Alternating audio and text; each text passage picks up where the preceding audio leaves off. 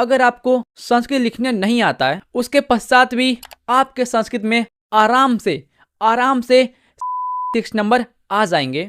और हाँ, ये देख लो मेरा एडमिट कार्ड जहां पर तुम देख सकते हो संस्कृत में मुझको। तो मेरे प्यारे मित्रों, आप सभी का स्वागत है आपके जीवन की सबसे महत्वपूर्ण वीडियो में। क्योंकि आज की वीडियो में हम आपके अंदर जो संस्कृत का भय है, हाँ संस्कृत का भय, उसे पूरी तरीके से समाप्त करने वाले हैं। और वो हम कैसे करेंगे उसका छोटा सा उदाहरण आप अभी देख लो। तो यहाँ पर ऐसे कितने लोग हैं जिन्हें ऐसा लगता है कि अगर तुम्हें संस्कृत लिखने नहीं आता तो तुम संस्कृत के एग्जाम में फेल हो जाओगे। हाँ भाई, तुझे लगता है? क्यों भाई, तुझे लगता है? नहीं, तुझे लगता होगा, नहीं तुम्हें लगता है ना। परंतु क्या होगा अगर मैं आपको बोलूंगा अगर आपको संस्कृत लिखने नहीं आता है उसके पश्चात भी आपके संस्कृत में आराम से 76 नंबर आ जाएंगे। क्यों विश्वास नहीं हो रहा? नहीं, देखो मैं झूठ नहीं बोल रहा हूँ, क्योंकि तुम्हें पता है मैं झूठ नहीं बोलता और मैं बिना प्रूफ के कुछ बोलता भी नहीं हूँ। और हाँ, मैं एक बार फिर से बोल दूं, यदि आपको संस्कृत लिखने नहीं आता है फिर भी आपके संस्कृत में कम से कम 76 नंबर आराम से आ जाएंगे। और वो कैसे आएंगे वो जानने के लिए तो आपको ये पूरा वीडियो देखना पड़ेगा, क्योंकि आज की वीडियो में हम रचने वाले हैं संस्कृत के लिए षड्यंत्र। और मेरा विश्वास करो, यदि आपको संस्कृत नहीं आता और अगर आप ये वीडियो पूरा देख लेते हैं तो आपके आराम से 80+, 85+, 90+, यहाँ तक 95+ भी आ सकते हैं। तो बिना किसी देरी के वीडियो स्टार्ट करते हैं। लेकिन उससे पहले तुम एक बात बता दूं, और तुम में से काफी लोगों को ऐसा लगता होगा कि भाई तू ना झूठ बोल रहा है, भला जिसे संस्कृत लिखने नहीं आता वो 76 मार्क्स कैसे ला सकता है। और देखिए, यदि आपको मेरी बातों पर विश्वास न हो तो मैं आपको बता दूं, जब मैं 10th में था तो मुझे खुद संस्कृत नहीं आता था, मुझे संस्कृत का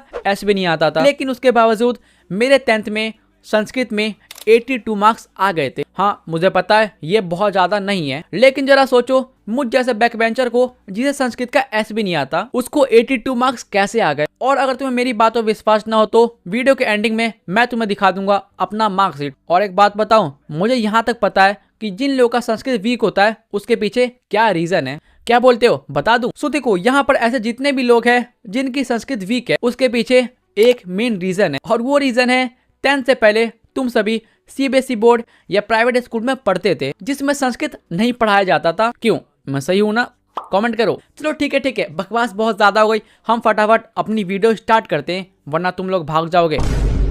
सो देखो, अगर तुम्हें भी संस्कृत लिखने नहीं आता है तो बस मैं एक चीज बोलूंगा, उसे चुपचाप फॉलो कर लो। जैसा कि तुम्हें पता है तुम्हारे बोर्ड एग्जाम के दिन बहुत कम बचे और अब तुम्हारे पास उतना टाइम नहीं है कि तुम अभी जाके संस्कृत सीखोगे। नहीं, ऐसा नहीं करना है। बिना संस्कृत सीखे भी तुम आसानी से अच्छे मार्क्स ला सकते हो। तो जो एक चीज तुम्हें करनी है वो है तुम्हें संस्कृत के बुक को खत्म करना है बिल्कुल अच्छी तरीके से। और जैसा कि तुम्हें पता है संस्कृत के बुक में टोटल 14 चैप्टर है जिन्हें पढ़ने में ज्यादा से ज्यादा 2 दिन तुम्हें लगना चाहिए, उससे ज्यादा मत देना। यूट्यूब पे जाओ, तुम्हें सारे चैप्टर के 1 शॉट देखने को मिल जाएंगे, जाके फटाफट उन्हें कर लो। और देखो ये सुन के तुम सब गुस्सा मत हो, क्योंकि मैं यहाँ पर तुम्हें संस्कृत के बुक को पढ़ने के लिए बोल रहा हूँ, ना कि संस्कृत सीखने के लिए। और मैं तुम्हें बताऊं, अगर तुम संस्कृत के 14 चैप्टर को खत्म कर देते हो तो 76 मार्क्स तुम्हारे मुट्ठी में होंगे। मतलब समझ रहे हो, सिर्फ 2 दिन पढ़ के तुम्हारे 76 मार्क्स मुट्ठी में। और वो कैसे, अब मैं तुम्हें समझाता हूँ। सो देखो, पहले हम बात करते हैं एमसीक्यू के बारे में। जैसा कि तुम्हें पता है 100 एमसीक्यू होता है, उसमें से 55 होते हैं व्याकरण के और 45 होते हैं बुक्स के। और मैं तुम्हें बता दूं, अगर तुम पूरी बुक को खत्म कर देते हो तो ये जो 45 बुक के एमसीक्यू है इनमें से कम से कम 40 तुमसे बन जाएंगे। और तुम्हें 50 एमसीक्यू बनाना है और तुमने 40 बना दिया तो बचे कितने? 10। और ये जो 10 एमसीक्यू बाकी है ये तुम्हें करना होगा व्याकरण सेक्शन से। लेकिन घबराओ मत, तुम्हें सिर्फ 10 नंबर के लिए संस्कृत का व्याकरण पढ़ने की कोई जरूरत नहीं है, क्योंकि अगर तुम्हें नहीं पता तो मैं बताता हूँ। कुछ ऐसे टॉपिक्स है जो कि संस्कृत व्याकरण और हिंदी व्याकरण दोनों में होते हैं। मतलब समझे मैं क्या कह रहा हूँ? नहीं समझे? अब सुनो, तुम्हें संस्कृत व्याकरण में सिर्फ 3 टॉपिक को पढ़ना है, नहीं 4 टॉपिक को, बस 4 टॉपिक पढ़ो और तुम्हारे 50 एमसीक्यू आराम से बन जाएंगे। और मैं तुम्हें सच्चाई बताऊं, तुम्हें ये 4 टॉपिक पढ़ने की बिल्कुल जरूरत भी नहीं है, क्योंकि अगर तुमने हिंदी क्लास की है तो मैं श्योर हूं तुम लोगों ने हिंदी व्याकरण को तो पढ़ा होगा। और अगर तुम्हें हिंदी व्याकरण आता है तो मेरा विश्वास करो ये 4 टॉपिक तुम्हें पहले से ही आता होगा। और वो 4 टॉपिक कौन कौन से हैं जो कि संस्कृत व्याकरण में भी आते हैं मैं बताता हूँ। फर्स्ट संधि विच्छेद, सेकंड समास, थर्ड उपसर्ग और प्रत्यय, और फोर्थ पर्यायवाची। और मैं तुम्हें बता दूं, अगर तुम्हें 4 टॉपिक आता होगा तो सिर्फ इन 4 टॉपिक से तुम्हारे संस्कृत व्याकरण में आराम से 15 से लेके 20 ऑब्जेक्टिव सॉल्व हो जाएंगे। और अगर तुम्हें लग रहा है कि मैं झूठ बोल रहा हूँ तो क्वेश्चन बैंक खोलो और जाके देख लो। और क्वेश्चन बैंक भी मत देखो, हाल ही फिलहाल में जो मॉडल सेट आया है उसे जाके देख लो। उसमें 18 क्वेश्चन है जो कि इन 4 टॉपिक से आए हैं। और क्या तुम इतना नालायक हो कि तुमसे 18 में से 10 में नहीं बनेंगे? क्यों भाई, बन जाएंगे ना। तो बस टेंशन खत्म, तुमने 40 बना दिए बुक सेक्शन से, 10 तुमसे इधर बन गया, 50 MCQ कंप्लीट, मतलब 50 नंबर मुट्ठी में। और आगे का नंबर कैसे मिलेगा अब बताता हूँ। तो ये जानने के लिए हमें जाना पड़ेगा सब्जेक्टिव सेक्शन में। और अगर तुम्हें नहीं पता तो मैं तुम्हें बता दूं, सब्जेक्टिव क्वेश्चन में तुमसे 16 लघु उत्तरीय क्वेश्चन पूछता है। और हाँ, ये सारे क्वेश्चन बुक के होते हैं, तो घबराओ मत। एक बार अगर तुमने बुक खत्म कर दिया तो ये सारे क्वेश्चन घुटने टेक देंगे। और एक सबसे कमाल की बात बताऊं, तुम्हें इन सारे क्वेश्चन का आंसर हिंदी में देना होता है। हाँ, शॉर्ट क्वेश्चन का जो आंसर है तुम्हें हिंदी में देना होता है। इसलिए जरा सोचो, तुम्हारे पास 16 क्वेश्चन होंगे, उसमें से तुम्हें 8 बनाने होंगे और एक क्वेश्चन के 2 नंबर। इसका मतलब 16 नंबर तुम्हारी मुट्ठी में, मतलब 50 नंबर MCQ में और 16 नंबर यहाँ पर 66 नंबर तुम्हारी मुट्ठी में। और जो बचे 10 नंबर वो तुम्हें मिल जाएंगे गद्यांश से, क्योंकि तुम्हें पता है संस्कृत में तुमसे 2 गद्यांश पूछा जाता है जो कि होता है 13 मार्क्स का। और मान लो तुम्हें गद्यांश सही से लिखने नहीं आता, लेकिन फिर भी कितना नंबर काटेगा भाई?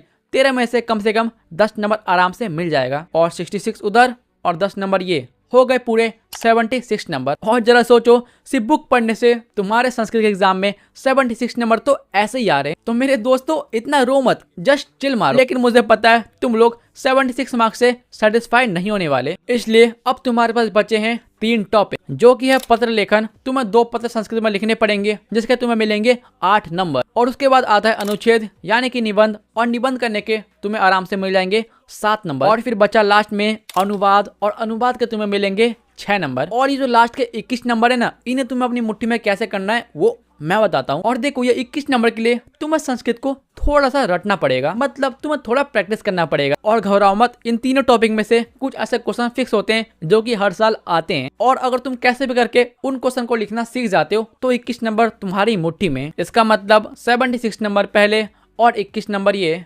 मतलब 97 नंबर तुम्हारी मुट्ठी में होंगे अगर तुमने सारी चीजें अच्छे से कर दी। और चलो मान लो तुमने 97 नंबर का लिखा और उसमें से कितना नंबर काटेगा? 7 नंबर काटेगा, फिर भी तुम्हारे पास 90 नंबर होंगे, यानी कि संस्कृत में 90 नंबर, जो कि बहुत ज्यादा होता है। लेकिन मुझे पता है यहाँ पर तुम लोग को दिक्कत कहाँ आती है, वो है लास्ट के 3 टॉपिक, पत्र लेखन, अनुवाद और अनुच्छेद। तो इन तीनों में तुम्हें क्या करना है वो मैं बताता हूँ। और ये सुन के तुम लोग खुशी के मारे पागल मत हो जाना। मैं तुम्हें बता दूं, हमारे प्रिय बिहार बोर्ड को पता है कि आजकल के बच्चों को संस्कृत नहीं आता है, इसलिए अगर तुम इस संस्कृत में 40% हिंदी और 60% संस्कृत लिखते हो फिर भी तुम्हें नंबर मिल जाएंगे। हाँ, नंबर मिल जाते हैं। और अब तुम पूछोगे भाई तुझे कैसे पता, मुझे कैसे पता?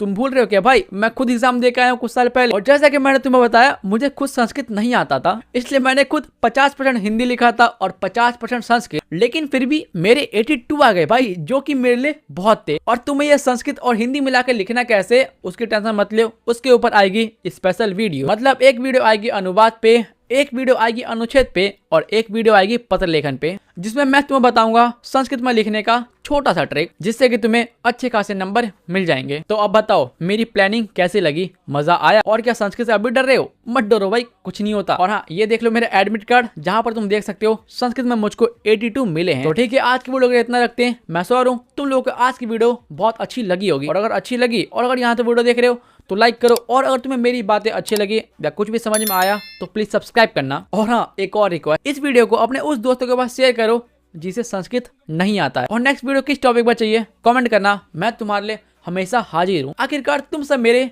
प्रिय मित्र जो हो, तो कमेंट करो, बहुत सारे कमेंट करो। ठीक है, मिलेंगे नेक्स्ट वीडियो में। बाय।